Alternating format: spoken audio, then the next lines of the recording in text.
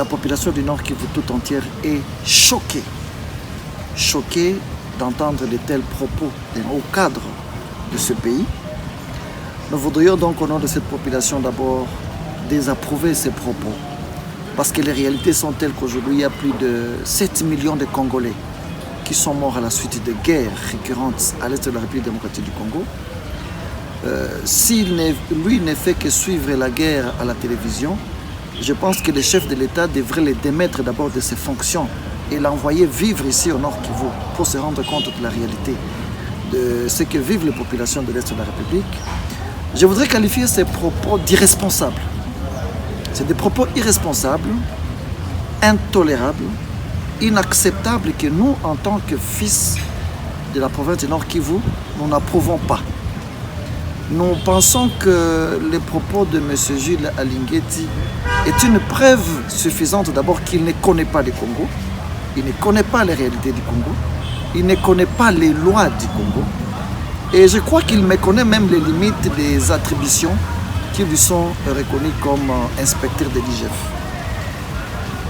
Plus loin, ces propos essayent de jeter de l'opprobre ou de cracher sur le mémoire de plus de 7 millions de civils qui sont morts à la suite des guerres récurrentes à l'Est de la République. Mais pire, il ignore que l'Assemblée nationale vote chaque année un budget consécutif à l'armée et que des forces de l'ordre, notamment les militaires, sont régulièrement envoyés à l'Est de la République. Ils sont nombreux qui perdent leur vie pour défendre la nation ici à l'Est de la République. Mais lui, lorsqu'il dit qu'il n'y a pas de guerre à l'Est de la République, ça veut dire qu'il crache également sur les efforts de l'armée. Et quand vous crachez sur les efforts de l'armée, vous crachez non seulement sur le peuple congolais, mais vous crachez aussi sur les efforts du chef de l'État qui, en instituant l'état de siège, a voulu mettre un terme à cette guerre. Ça veut dire que ces propos ont vidé totalement l'essence de l'ordonnance du 3 mai 2021 instituant l'état de siège.